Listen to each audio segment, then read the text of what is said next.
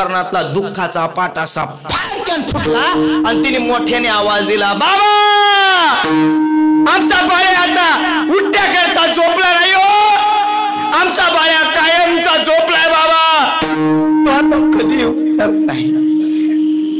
एवढं ऐकलं महाराज, एवढं ऐकलं आणि भांदास महाराज तार दिवशी पाटण उठून उभा राहिले आणि पांडुरंगाला आर ताक मारली. पांडुरंगा पैठणला 15 दिवसात पंढरपूरला जायचे भांदास महाराज आणि 15 दिवसात पंढरपूरून पैठणला यायचे. नित्यवारी चालू, नित्यवारी. आता कोणाच लग्न आलं, मला आली बा चिठ्ठी, मी गेल तिकडं.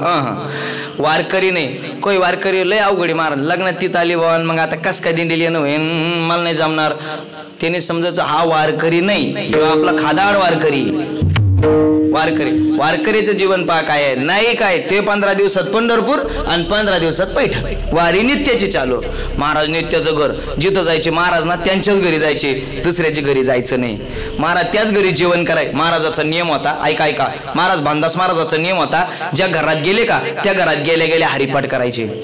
हरिपाठ झाला की महाराज त्या ठिकाणी भोजन करायचे. भोजन झालं की पंचपती भजन करायचे आणि पंचपती भजन झालं की त्याच घरात काकडा करायचे आणि सकाळचा काकडा करून मग ते घर सोडायचं, गाव सोडायचं, गावाच्या बाहेर दुसऱ्या गावाला जायचं. असा नियम होता महाराजाचा. काय वारकरी आज जुना काळ पंढरीचे वारकरी आणि शिळे तुकडे पारकरी असं म्हणायचे. आता मन बदलावं लागून पंढरीचे वारकरी आणि गुलाबजांबू पारकरी. आता काय खायला कमी आहे का काय? हो आता वजन मोजा तुम्ही इथून निघतानी आणि तिकडून आलेर वजन मोजा. हो गाल सुद्धा देत माणसाची एवढं खाय. पण वारकरी जुने ते वेगळे वार. भानदास महाराज ऐका भानदास महाराज एका घरी नित्याने जायचे. त्या घरात दोघं नवरा बायको खूप महाराजाची सेवा करायचे. महाराज आले की पाणी द्यायचे, गरम पाणी बनवायचे, महाराजाचे पाय धुवायचे, महाराजांना आतमध्ये बोलवायचे, महाराजांना पाठ बसायला द्यायचे, महाराजांसमोर रांगोळ्या काढायचे, महाराजांच्या हातामध्ये टाळा असायचा, महाराजांचा हरिपाठ व्हायचा. महाराजांचा हरिपाठ झाला की महाराजांना लोक पंचपक्वान्नाचं भोजन बनवायचे, सुंदर ताट पंचारती ताट पाठ मांडायचे आणि महाराजांना जेवायला. महाराजांचं जेवण झालं की दोघं नवरा बायको समोर बसायचे, महाराज भजन गायचे, 4-2 लोक जमायचे, सुंदर भजन व्हायचं. सकाळी महाराज उठायचे, आज बाई उठायची, महाराजांना गरम पाणी बनवायची, महाराजांना स्नान घालायचं आणि सकाळच्या काकड्याला दोघं नवरा बायको भानदास महाराजा समोर येऊन बसायचे. काय गोड काकडा असन भानदास महाराजाचा. प्रत्यक्ष पांडुरंग परमात्मा रुक्मिणी दोघांनी यावं आणि भानदास महाराजाचा काकडा त्या घरात येऊन ऐकावा. इतका गोड काकडा महाराजांचा असायचा, इतका गोड का. एवढं सुंदर जीवन महाराज. पण दुर्दैव असं होतं त्या दोघांना संतती नव्हती, लेकरू बाळ नव्हतं, पण ते दुःखी नव्हते. हे बघा ज्ञानी माणसं दुःखी होत नाही, प्रसंग कोणताही याव द्या. होईन तो भोग भोगून आपला, न घाली विठ्ठला भारतच. जे काही देवा येणार आहे त्याला आम्ही, हे बघा आपण कर्मभूमीवर आलेले माणसं आहोत. एक चित्रपटाचं काम करतो आपण एक चित्रपट चालवतो आहोत. आपल्याला एक नटाची कोणती तरी एक भूमिका दिलेली आणि ती भूमिका आपल्याला 100 वर्षामध्ये पार पाडायची, कदाचित 60 वर्षात पार पाडायची. मुक्त हस्ते पार पाडायची. हाताश होऊन जायचं नाही. ऐका हाताश होऊन जायचं नाही, निराश व्हायचं नाही, भयभीत व्हायचं नाही, घाबरून जायचं नाही. आपल्या कर्मावर विश्वास ठेवा, सत्य कर्म करत चला, चांगलं वागत चला. माझा देव तुमच्या पाठीमागे उभा आहे, तुम्हाला काहीच कमी पडू देणार नाही. हो हताश होऊन घाबरून जाऊ नका, निराश होऊन काय महाराज तिने हताश नाही, निराश नाही, घाबरले नाही. दोघंही सेवा करायचे, खूप सेवा करायचे. पण कर्मधर्म संयोगाने असं झालं, महाराज वाऱ्या करायचे, भानदास महाराज सेवा करायचे. उतार वय लागलं. पण काय झालं बघा, भानदास महाराजाची कृपा झाली म्हणा, किंवा पांडुरंगाची कृपा झाली म्हणा, किंवा मागच्या जन्मातलं पुण्य उदयाला आलं म्हणा, हातातून काहीतरी चांगलं कर्म घडलं म्हणा, काय घडलं असेल देव. पण देव जाणं, ऐका उतरत्या वयात त्यांना एक संतती निर्माण झाली, एक पुत्र प्राप्ती झाली. एवढा आनंद झाला महाराज त्या घराला. आता त्या घराला काय, गावाला सुद्धा आनंद झाला. खरं सांग, गावाला काय, गावातल्या अख्ख्या दुश्मनांना आनंद झाला त्याच्या. अरे जाऊ द्याकडे आपला दुश्मन आहे, पण त्याच्या घरात पाळणा आला माणूस. हे आपल्याला दुश्मन असा ना कडे, आपल्याला दुश्मन असा, दुश्मन सुद्धा दिलदार पाहिजे. काही माणसं एवढे मित्र असून सुद्धा असं वाटतं हे शत्रू आहेत का काय, आणि काही शत्रू सुद्धा असे वाटतात आमचे मित्र का नाही झाले. काही माणसं लांबून दिसतात, आपल्याला कधी बोलत नाहीत, पण असं वाटतं यांच्या संगतीत आपल्याला राहायला भेटायला पाहिजे होतं गड्या. आणि काही माणसं अशी असतात की आपल्या संगतीत राहतात पण आपल्याला वाटतं यांची संगत कधी संपून जाईल. कठीण आहे मा. काय जीवन होतं भानदास महाराज. हो संतती झाल्याचा आनंद अख्ख्या गावाला झाला. भानदास महाराज गावात आले, घरात बोलावलं गेलं, हातामध्ये साखर दिली. बाबा आम्हाला मुलगा झाला हो. आनंद वाटला. वा मुलगा झाला. भानदास महाराजांना आनंद वाटला. भानदास महाराज त्या पोराला काय करायचे माहितीये का, थोडा थोडा पोरगा मोठा झाला, महाराज त्याच्या डोक्यावरून हात फिरवायचे. संत माथा कुरवळ्याला ना, आता बघा महाराज माथ्यावरून हात फिरवाय आणि महाराज त्यांच्यावर कृपा अशी करायची, अशी कृपा करायची महाराज त्यांच्यावर. महाराज त्याला जवळ घेऊन बसवायचे, महाराज त्याच्या गळ्यामध्ये टाळ द्यायचे आणि महाराज त्याला भजन शिकवायचे. खरं सांगू, ऐकता तुम्ही सगळे, संपलं माझं कीर्तन. एवढं वाक्य पुन्हा ऐका. आपल्याला येतं ना ते आपण दुसऱ्याला शिकवलं पाहिजे, शिकवलं पाहिजे. काही भजनेने पुढे भजनीच नाही होऊन दिली, एक नाही भजनी वाढून दिला गावात. मी म्हणलं अरे तो एक भजनी होऊन दिली नाही पुढं. ते म्हणलं मग पुढं भजनी झाली असते सप्त्यात आम्हाला कोणी विचारलं असतं. अरे तो विचारण्यामुळे तो अख्ख्या गावाचं वाटोळं केलं त्याने, तो कोणालाच काही शिकवलं नाही. दुर्दैव आहे. काय महाराज जे येतं आपल्याला ते शिकवलं, जे जे आपण अशी ठावी ते ते इतर असे सांगावे, शहाणे करून सोडावे, सकळ जना दिलं पाहिजे. महाराज आपल्याला येतं ते भानदास महाराजांनी शिकवलं. गळ्यात भजन म्हणायला लागलो. पोरग 7-8 वर्षात झालं. रोज महाराजापाशी बसायचं. महाराज आले की महाराजापाशी महाराजांच्या पाटाला पाठ लावायचं जेवायला. महाराज जशी पंचारती त्याला तशी महाराजाला पंचारती, तशी त्याला पंचारती. जसे महाराजांना ताट तसं त्यांना ताट. महाराज त्या जसे महाराजांना भोजन तसं त्याला भोजन. त्यांनी मोठा गंध लावावा, महाराजांसमोर बसावं, भजन म्हणावं, हातामध्ये पाणी घ्यावं, फिरवावं ताटाभोवती. अतिशय आनंद. सकाळी पोरांनी काकड्याला उठावं. 7-8 वर्षाचं पोरग झालं. 7-8 वर्षाचं कळतं पोरग झालं. महाराज दुर्दैवाने मागच्या जन्मातल्या काही कर्माने म्हणा काय हवं कृपेने काय झालं कळलं नाही, पण महाराज 7-8 वर्षाचं पोरग, एकुलतं एक पोरग, त्यांचं एकुलतं एक पोरग एक दिवस मरण पावलं. दुःखाचा डोंगर कोसळला महाराज घरावर. दुःखाचा डोंगर. काय करावं कळले ना. महाराज माय बापाला जी बातमी कळाली ना, गुरं ढोरं ओरडतात ना तसं मोठमोठ्या हंबरडा फोडायला लागले. देवा आमचा होता रे, दिला होता तर न्यायला कशाला. एक तर द्यायला नको होता देवा, दिला तर न्यायला नव्हता पाहिजे. पण रंगा आम्ही काय करा सांग. तो हाय मुकलून रडायला लागले, डोकं आपटून घ्यायला लागले भिंतीला. काय करा देवा सांग. एकुलता एक मुलगा मरण पावणं चांगले का. माय बापाच्या डोळ्यासमोर तर ना मुलगा जाणं ही सामान्य गोष्ट आहे. काय करावं देवा सांग. डसडसा दोघं नवरा बायको रडायला लागले. काय करावं कळे ना. महाराज त्याच्या समोर उभा असं हंबरडा फोडायला लागले. अरे आम्हाला सोडून गेलाच तू, जायला नको. आमच्या आंधळ्याची काठी होती, म्हातारपणाची काठी होती. आता आम्हाला म्हातारपणाला कोण पाहणार. एक तर देवा द्यायला नको होता, दिला तर आमचा कुळाचा वंशच न्यायला होता. मोठमोठ्यानं रडायला लागले. एवढ्यामध्ये भानदास महाराज सीमेवरती आले. कोणतरी माणूस पळत आला. ओ दादा, ओ दादा, ओ दादा रडू नका दादा, ओ रडणारे दादा रडू नका दादा, ऐका ना दादा, तुमच्या घराकडनं पैठणचे भानदास महाराज नित्याने वारीला येतात ना, ते आले.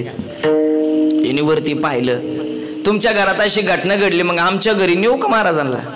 याच्या लक्षात आलं महाराज जर याच्या घरी एकदा गेले ना तर फिरून आपल्या दारात येणार नाहीत आणि येऊ देणार नाही. आधी संत सेवा करू आणि मग सकाळी महाराज घराच्या बाहेर काकडा करून गेले की मग पोराची विधी करू. पोरग मेलेले आता ते काही जिवंत होणार नाही. गेलं गये हुए कभी आते नाही उनकी याद आती. गेलेला माणूस गेला तो परत कधी येत नाही. मग आता त्याची आठवण रडत बसण्यापेक्षा संत सेवा कोण करेल. संत सेवा हातातून निघून गेली तर जाऊ द्या, देवाच्या कृपेने दिला होता, ज्यांनी दिला त्यांनी न्याला. चिंता करत बाप सावरला दुःखातून. त्याने डोळे पुसले आणि बायकोकडे पाहिलं आणि बायकोला सांगितले, हे बाई ऐक ना मा, एक लक्ष दिला. काय बाहेर पैठणचे भानदास महाराज आले, दारात येऊन उभा राहिलेत आणि आपल्या घरात येत आहेत. पण ऐक ते जर घरात नाही आले तर ते दुसऱ्याच्या घरी जातील आणि दुसऱ्याच्या घरी जर यदा कदाचित ते गेले तर आपल्या घरी येणार नाही. एक काम कर, रडू नको, सावर स्वतःला, रडू नको, सावर स्वतःला, रडू नको, रडणं बंद कर. तिने त्याच्या चेहऱ्याकडे पाहिलं. महाराज आईचं कोमल अंतकरण डसडस रडत होते. हे बघ रडणं बंद कर, घडलेली घटना घडलेली, आपण किती रडलो आता परत येणार नाही. गेलेलं पोरग गेलेलं आहे. हे बघ ज्याने दिलं होतं त्यानेच नेलंय आपलं, आता हातातलं नेलंय ना आता आपण ते आणू शकत नाही. आता जर ते पुन्हा येणार नसेल तर आपल्या रडण्याने काहीच होणार नाही. आता तू रडू नको, आता तू रडू नको, आता तू रडू नको. बाहेर 50 महाराज आलेत, आपण दोघेही त्यांच्या सेवेला बाहेर जाऊ, त्यांचे पाय धुवू आणि महाराजांना घरात बोलू. हे बघ ध्यानात ठेव, हे बघ ध्यानात, याची सकाळी विधी करू. तोवर याच्या अंगावर पांढरं कापड झाकून टाक, आतली रूम लावून घे, कडी लावून टाक आणि बाहेर 50 महाराजांच्या सेवेली. खरं सांगू, हे तुम्ही बापाच्या बाबतीत मान्य कराल, या आईच्या बाबतीत मान्य होणार नाही. काय आई असेल महाराज, तिच्याही लक्षात आलं परमार्थिक बाई होती, उठून उभा राहिली आणि तिच्याही लक्षात आलं घडलेली घटना घडली. आता पोरग काय परत येणार नाही, पण भानदास महाराजाची सेवा सुटायला नको इतक्या दिवसापासून आलेली. भानदास महाराजांना घेण्याकरता बाहेर आपल्या घरात सुद्धा काय म्हणले, महाराज जेवणार नाहीत. महाराज ब्राह्मण, महाराजांना अशी ती कडी लावली दरवाजाची. मनामध्ये शंका येईल, महाराज आपल्या घरात जेवतील की नाही. बाहेर पळपळ गेले, महाराजांना पाठ वाढला, महाराजांना त्याच्यावरती उभा केलं आणि पाठावरती महाराजांना उभा केल्यावर महाराजाचे पाय धुतले. खरं सांगू, त्या बाईने पाण्याने कमी आश्रून जादा धुतले. एवढी रडली बाई. महाराज एकुलतं एक पोरग मरण पावलो, तुमच्या आशीर्वादाने मिळालेलं होतं, पण जाऊ द्या, मेलं तर मरू द्या, पण तुमची सेवा सोडणार नाही. रडत होते डसढासा. वरती पाहायला लागले, डोळे पुसले आणि भानदास महाराजांना आतमध्ये बोलावलं. नित्याप्रमाणे भानदास महाराजांनी हातात टाळ घेतला आणि हरिपाठ सुरू केला. ऐकता तुम्ही सगळे. बाईने जड अंतःकरणाने दगड काळजावर ठेवला, महाराजांनी स्वयंपाक सुरू केला. सुंदर स्वयंपाक बनवला. तोपर्यंत महाराजाचा हरिपाठ झाला. पण महाराजांनी विचार केला, बाळ्या हरिपाठाला कसं काय नाही, बाळ्या कुठं असेल बुवा. पण चला लेकरू खेळायला गेला असेल, नसेल त्याला वेळ मिळाला नसेल आला, म्हणून महाराजांनी काही विचारलं नाही. महाराज नंतर जेवायला बसले. महाराजांना एक पाठ वाढल्या गेला, महाराजांसमोर रांगोळी काढली गेली, महाराजांसमोर ताट वाढलं गेलं, महाराजांसमोर एक पंचारती मांडली गेली आणि महाराज जेवायला बसले. इतक्यामध्ये महाराज जेवायला पाटावर बसणार, पण महाराजांनी उजव्या हाताला पाहिलं. उजव्या हाताला पाहिलं, एक पाटही नाही, ताटही नाही, रांगोळी नाही, पंचारती नाही, बाळही नाही. ओ दादा, इथं एक ताट मांडा.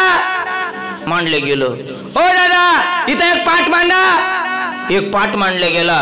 ओ दादा, इथं रांगोळ्या काढा. रांगोळ्या काढल्या गेल्या. ओ दादा, इथं एक पंचारती लावा. तिथं पंचारती लावल्या गेली. आणि मग बाबांनी विचारलं, हो दादा, तुमचा बाळ्या कुठे, त्याला बोलवा, त्याला म्हणा भानदास महाराज जेवायला थांबले. पण कदाटून आला महाराज, अंतःकरण भरून आलं, डोळ्यात पाणी आलं आणि रडणाऱ्या बापाला सांगितलं, बाबा आमचा बाळ्या आतल्या घरात झोपलाय हो, आता तो उठणार नाही.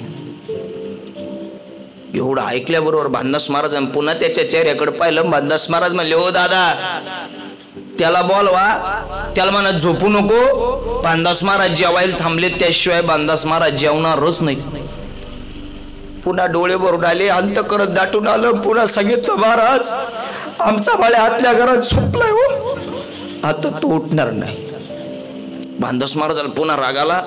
भानदास महाराजांनी पुन्हा पाहिलं आणि भानदास महाराजांनी आवाज दिला, हो दादा, तुम्ही जर जेवले, तुम्ही जर आता त्याला उठवलं नाही ना, तर मी जेवणार नाही. महाराज एवढं ऐकलं, महाराज एवढं ऐकलं, महाराज त्या बाईचं अंतःकरण, आईचं अंतःकरण दळलं. अंतःकरणातला दुःखाचा पाटासा फाडक्यान फुटला आणि तिने मोठ्याने आवाज दिला, बाबा आमचा बाळ्या आता उठ्या करता झोपला नाही हो, आमचा बाळ्या कायमचा झोपलाय बाबा, तो आता कधी उठणार नाही. एवढं ऐकलं महाराज, एवढं ऐकलं आणि भानदास महाराज तारदिशी पाटण उठून उभा राहिले आणि पांडुरंगाला आर ताक मारली. पांडुरंगा, ज्याच्या घरात जेवायला आल्याच्या नंतर, ज्याचं पोरग मरण पावल्याच्या नंतर सुद्धा साधू सेवेला मुकत नाही ना, आता ते पोरग जोपर्यंत घरातून बाहेर जेवायला येत नाही तोपर्यंत हा पैठणचा भानदास महाराज जेवत नाही. काय ऐकताय?